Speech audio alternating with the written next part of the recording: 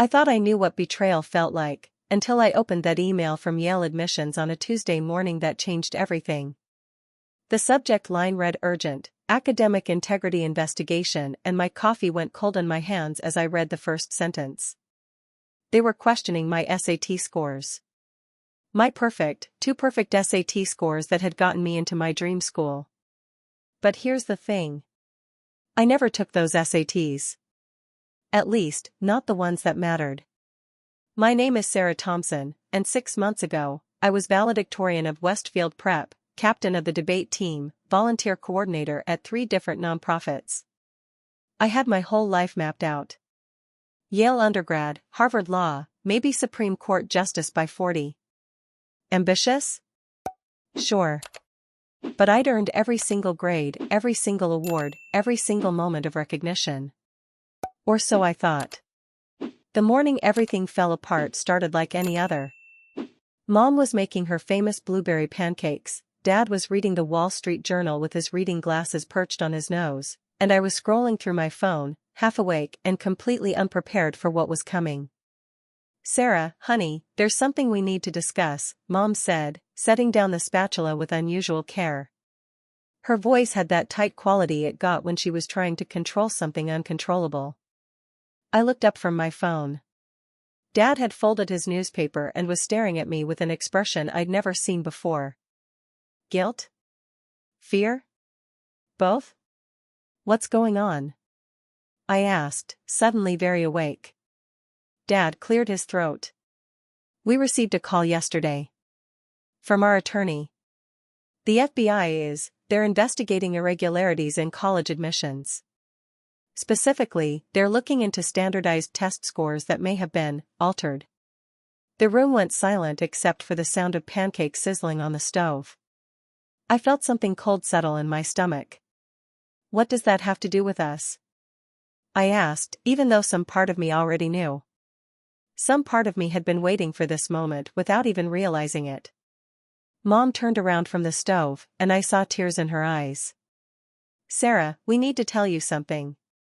About your SATs. And that's when my world imploded. See, I'd taken the SATs 3 times. The first time, junior year, I scored a 1420. Good, but not Yale good. The second time, I scored a 1450. Better, but still not enough for the Ivy League dreams my parents had been nurturing since I was 5 years old. But the third time I scored a perfect 1600. I remember being shocked when I got those scores. Not happy shocked, but genuinely confused shocked. I'd felt good about the test, sure, but perfect. That seemed impossible. When I questioned it, my parents told me I was being too modest, that I'd clearly had a breakthrough moment, that all my hard work had finally paid off. I wanted to believe them. God, I wanted to believe them so badly. We hired someone, Dad said quietly. A consultant. He said he could help ensure your scores reflected your true potential. What kind of help? I asked, though my voice sounded strange and far away. Mom sat down across from me, reaching for my hands. I pulled them away. He had connections at the testing centers. People who could adjust the scores if necessary. The pancakes started to burn. Nobody moved to turn off the stove. You're telling me, I said slowly, that you paid someone to change my SAT scores? We paid someone to make sure your scores reflected your capabilities, Dad corrected, as if that made it better. You're brilliant, Sarah. You deserved those scores. I stood up so fast my chair fell backward. I deserved them? I deserved them? What I deserved was to earn them myself. Sarah, please understand. How much? I interrupted. They looked at each other. Another one of those married couple conversations that happen without words. How much did you pay? $500,000, Mom whispered. $500,000. $500,000 to steal my future and hand it to me like a birthday present I never asked for. I ran to the bathroom and threw up. When I came back, they were still sitting there, waiting. The pancakes were black and smoking, and Dad had finally turned off the burner. Who else knows? I asked. Just us. And Marcus Reed, the consultant. Marcus Reed. I'd heard that name before, whispered in the hallways of Westfield Prep.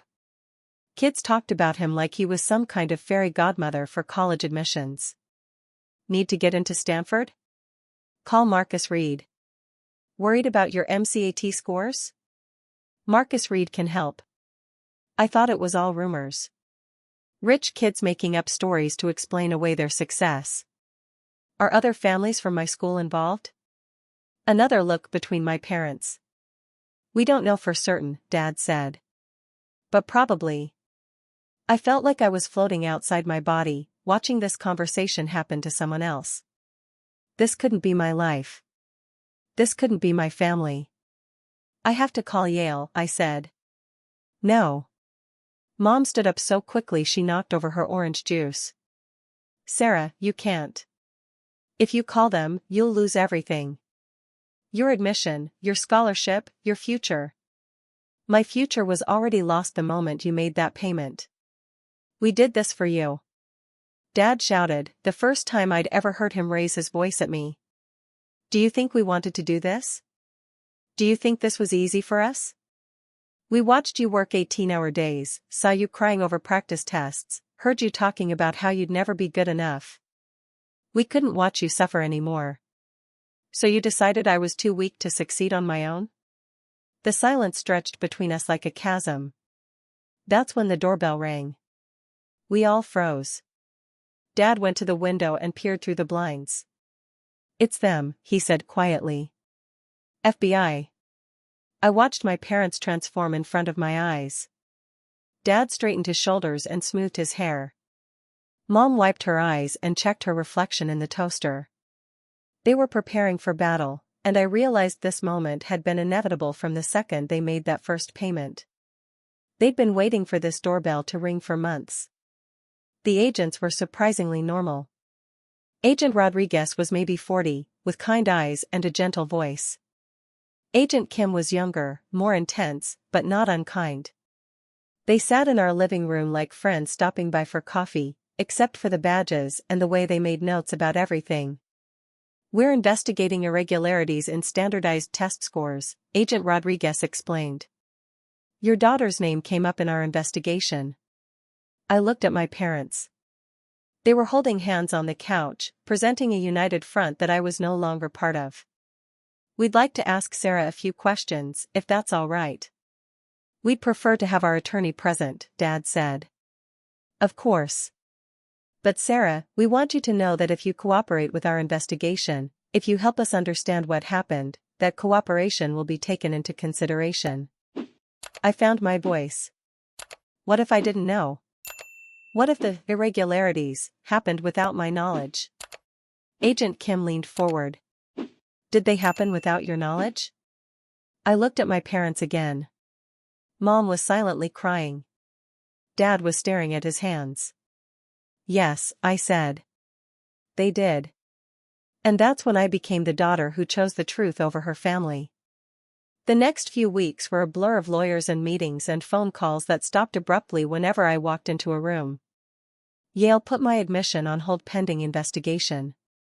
My story leaked to the local news, then the national news. Suddenly, everyone knew about Sarah Thompson, the girl who got into Yale with fake SAT scores. The worst part wasn't the reporters camped outside our house or the way former friends crossed the street to avoid me. The worst part was the way my parents looked at me, like I'd betrayed them instead of the other way around. We're trying to protect you, Mom said one evening as we sat in our lawyer's office. If you testify against Marcus Reed, if you help the FBI build their case, you'll be dragging your own family down with you. My family already dragged me down, I replied. I'm just trying to climb back up. Our lawyer, Mr. Pemberton, cleared his throat. Sarah, you need to understand the implications here. If you cooperate with the federal investigation, your parents will likely face criminal charges. Conspiracy, bribery, possibly money laundering. We're talking about serious prison time. And if I don't cooperate? Then you'll likely face charges yourself. Conspiracy, at minimum. The government's position is that you must have known your scores were fraudulent. But I hadn't known. Not consciously. Though looking back, there were signs. The way my parents seemed so confident about my third test. The way they didn't seem surprised by my perfect score. The way they discouraged me from taking the test again, even though most of my classmates took it multiple times to improve their scores. I'd been willfully blind because the truth would have been too painful to accept. The meeting with Marcus Reed happened 3 weeks later, in a downtown hotel room that the FBI had wired for sound. I was wearing a recording device that felt like it weighed 1,000 pounds. Marcus Reed looked exactly like what you'd expect from someone who sold college admissions for a living. Expensive suit, perfect teeth, the kind of confidence that only comes from never having faced real consequences for anything. "Sarah," he said, standing up when I walked in. "I'm so sorry you're going through this. Your parents are wonderful people who only wanted the best for you. Is that what you tell all your clients?" He smiled, but it didn't reach his eyes. "I help families navigate a system that's fundamentally unfair. Do you think it's fair that some kids get into elite schools because their parents can afford the best tutors, the best prep courses, the best college counselors? I level the playing field. By cheating. By ensuring that deserving students aren't held back by arbitrary test scores that don't measure their true potential." I sat down across from him. "Did you really think I wouldn't figure it out? Honestly? Most kids don't want to know. They're happy to accept their good fortune and move on with their lives. Most kids are okay with living a lie. Most kids understand that life isn't fair, and sometimes you need to take advantages where you can find them." The recording device pressed against my ribs like a guilty conscience. "Tell me how it worked," I said. He studied me for a long moment. "Why do you want to know?" "Because I need to understand what my parents thought they were buying." Marcus Reed leaned back in his chair and smiled like he was about to tell me a bedtime story. "Your parents came to me because they were desperate. You'd taken the SATs twice, scored in the 1400s both times. Good scores, but not good enough for your dream schools. They'd spent your entire childhood preparing you for this moment, and they couldn't accept that you might not make it." He paused, watching my reaction. I told them what I tell all my clients. There are 2 ways to improve test scores. The hard way and the easy way. The hard way is more tutoring, more practice tests, hope for the best. Success rate is maybe 30%. The easy way is my way. Success rate is 100%. And my parents chose the easy way. Your parents chose the way that guaranteed you'd get the future you deserved. How does it work? The cheating, I mean. Marcus Reed glanced around the room, as if checking for surveillance equipment. If only he knew. I have relationships with testing center supervisors across the country. People who've worked for the testing companies for years, who understand how flawed the system is. For a fee, they can ensure that bubble sheets get corrected, that essays get rescored, that technical difficulties result in better outcomes. You pay people to change test scores. I pay people to fix obvious errors in test scoring. Errors that happen to benefit your clients. Errors that ensure deserving students aren't held back by clerical mistakes. It was amazing how he could make outright fraud sound like a public service. "How much did my parents pay you?" "Your parents made an investment in your future." "How much?" $500,000. Half up front, half upon successful college admission. "And how much of that went to the people who actually changed my scores?" Marcus Reed shifted in his seat. "That's not really your concern." "I'm making it my concern." "Maybe 10%. 15 at most.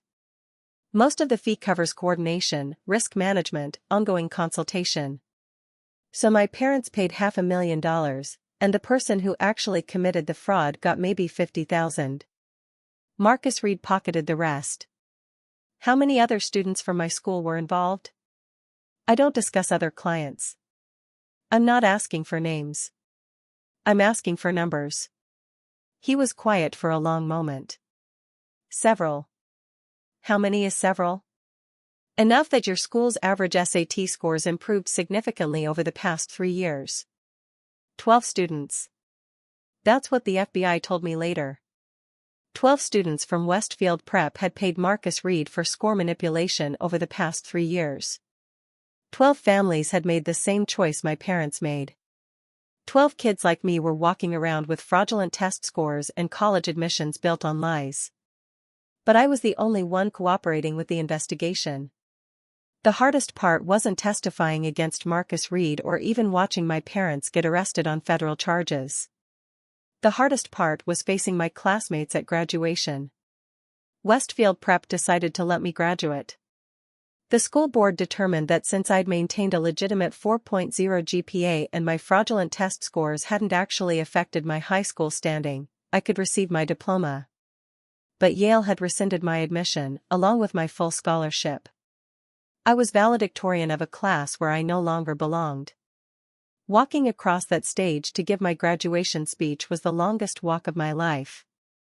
I could feel the eyes of every parent, every student, every teacher. Some sympathetic, some judgmental, most just curious about the girl who'd brought down Marcus Reed's entire operation.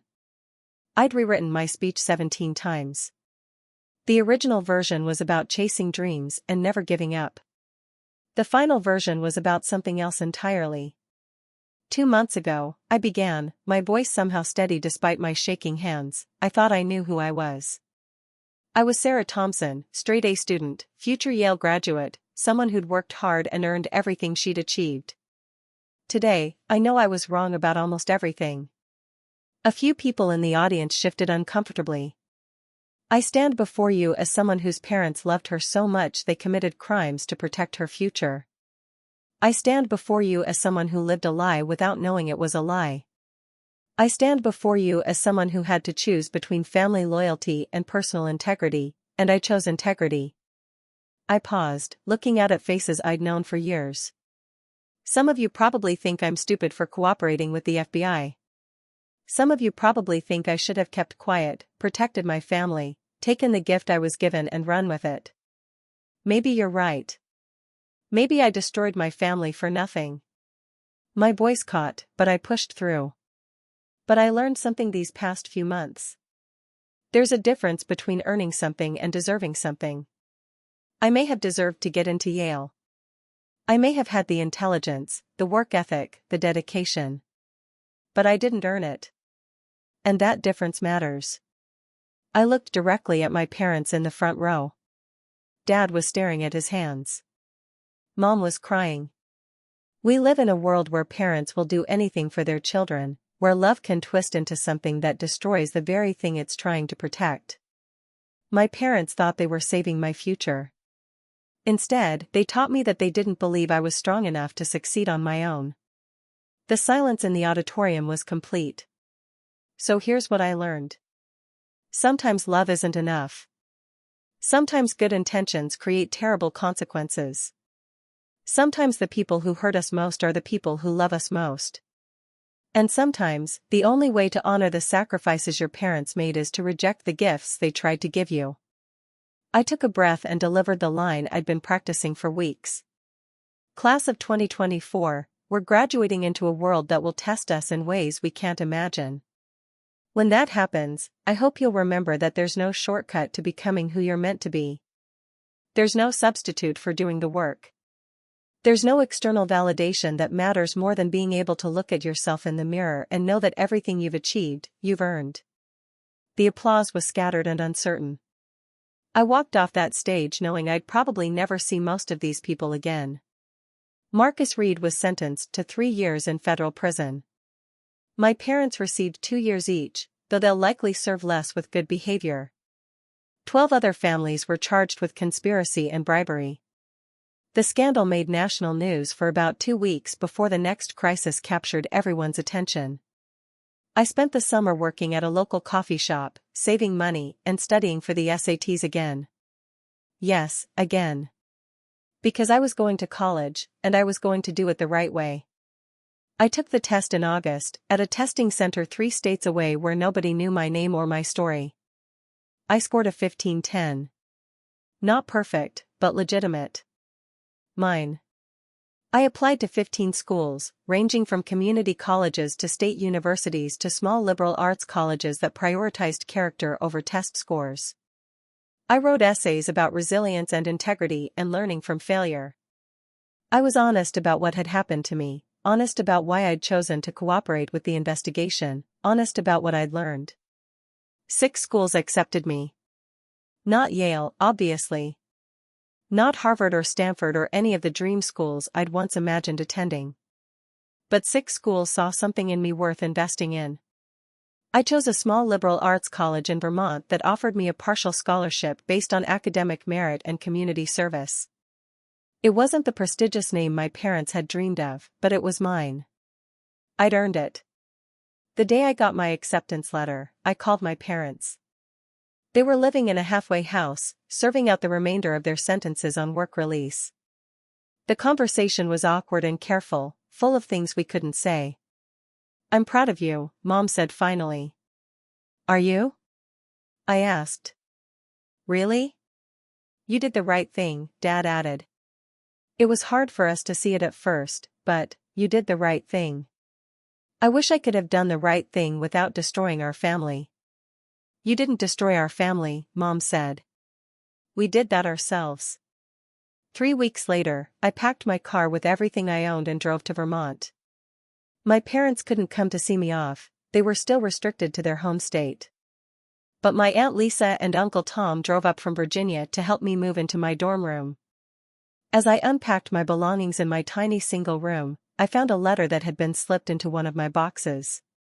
The handwriting was familiar. "Sarah," it read, "we know we can't come with you as you start this new chapter, but we want you to know how proud we are of the woman you've become.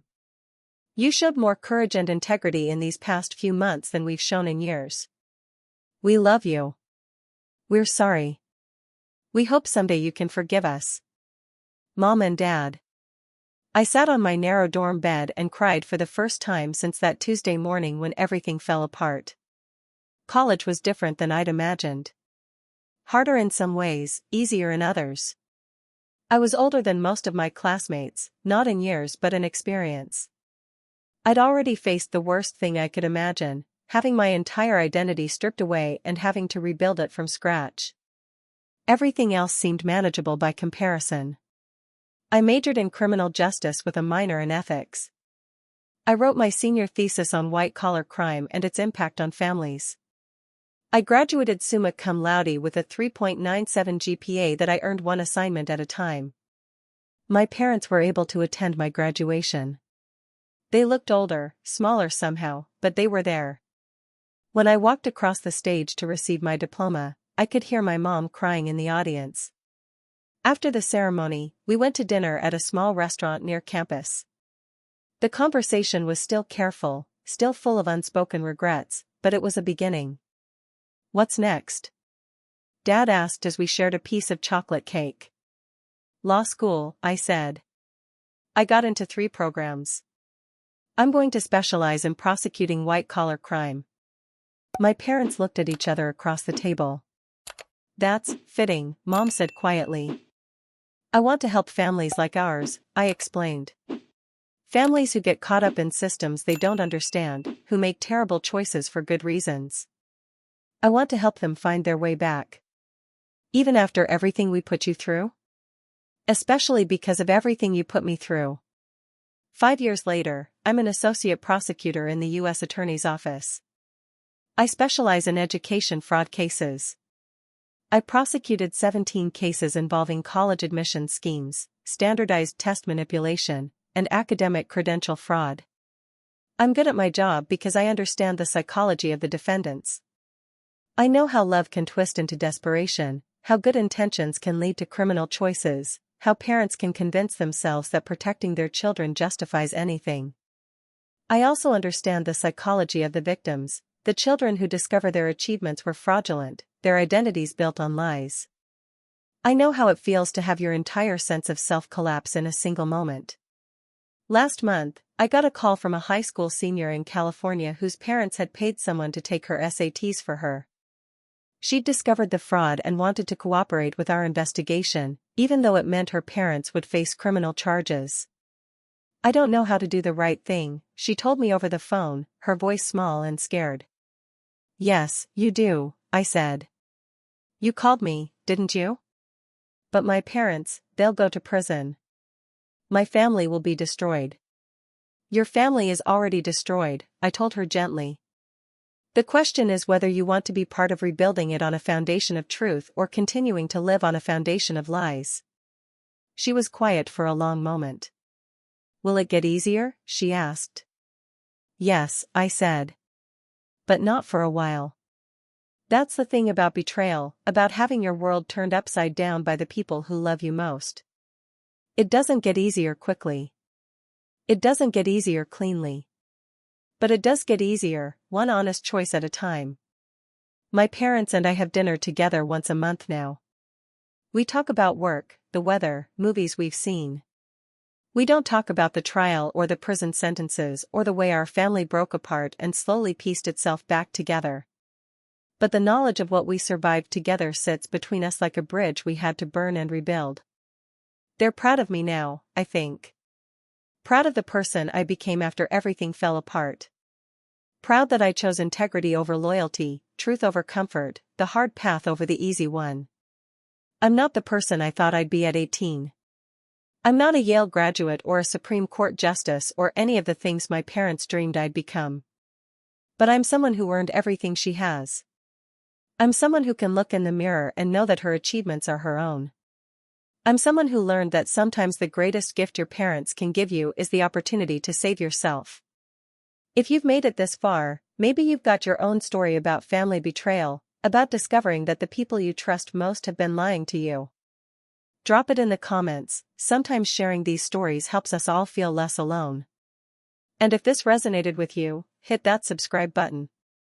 These stories matter, and I'll keep telling them as long as you keep listening.